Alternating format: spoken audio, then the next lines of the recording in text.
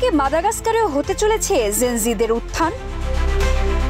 দেশটির president Andriy Rajoelina দেশ ছেড়ে গিয়েছেন।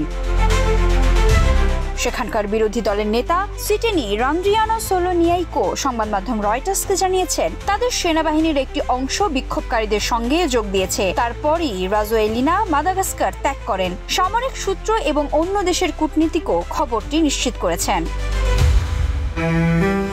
পৃথিবীর অনেক স্থানেই চলছে জেনারেশন জেডের প্রতিবাদ। এমনই অস্থিরতার এক মাসেরও কিছু বেশি সময়ের মধ্যে ওই তরুণ প্রতিবাদীদের দল এই নিয়ে দ্বিতীয় কোনো সরকারের ভিত ধসিয়ে দিল।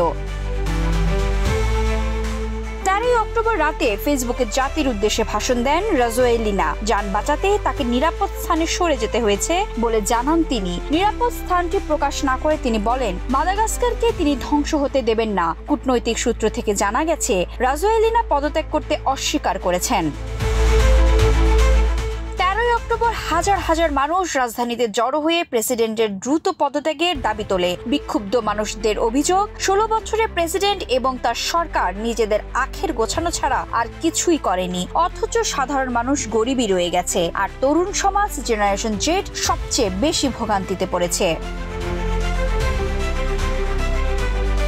মাদাগাস্কার একসময় ফরাসি উপনিবেশ ছিল। সেই ফ্রান্সেরই একটি সামরিক বিমানে দেশ ছেড়েছেন রাজোয়েলিনা। ফরাসি প্রেসিডেন্ট ইমানুয়েল ম্যাক্রনের সঙ্গে তার একটি চুক্তি হয়েছিল। ম্যাক্রন অবশ্য এখন গাজা ইস্যু নিয়ে ব্যস্ত, তাই তার দেশ রাজোয়েলিনাকে নিজ দেশ ছাড়তে সাহায্য করেছে কিনা তা নাকি তিনি জানেন না। এক্সট্রিম মশার কয়েল প্ল্যান্ট ফাইবার দিয়ে তৈরি, ডেঙ্গু, চিকুনগুনিয়া বাহি সহ যে কোনো মশার বিরুদ্ধে দেয় এক্সট্রিম সুরক্ষা।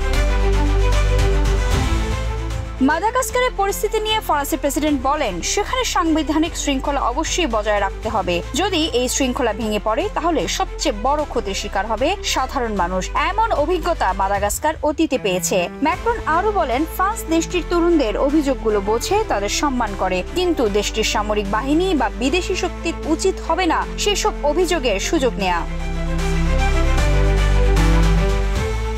বিক্ষোভের আগুন রাজোয়েলিনাকে দেশ ছাড়তে বাধ্য করল? গত 25 সেপ্টেম্বর পানি ও বিদ্যুতের সংকট নিয়ে দেশটিতে বিক্ষোভ শুরু হয়, কিন্তু দুর্নীতি, দুঃশাসন এবং মৌলিক পরিষেবার অভাব সহ বড় বড় অভিযোগগুলো দ্রুতই বিক্ষোভের এজেন্ডা হয়ে ওঠে। এভাবে অন্যান্য দেশগুলো জেনজি বিক্ষোভের মতো একই স্টাইলে মাদাগাস্কারেও একটি গণ অভ্যুত্থান হয়ে গেল। গত মাসে নেপালের প্রধানমন্ত্রী পদত্যাগ করতে বাধ্য হন। মরক্কোতেও শাসক অভিজাতদের বিরুদ্ধে সাম্প্রতিক বিক্ষোভে একই চিত্র দেখা গেছে। মাদাগাস্কার সামরিক বাহিনীর ক্যাপসাট ইউনিট আর আধা সামরিক জেন্ডারমেরি বাহিনীর সমর্থন হারানোর পরে আরও বেশি বিচ্ছিন্ন হয়ে পড়েন রাজোয়েলিনা।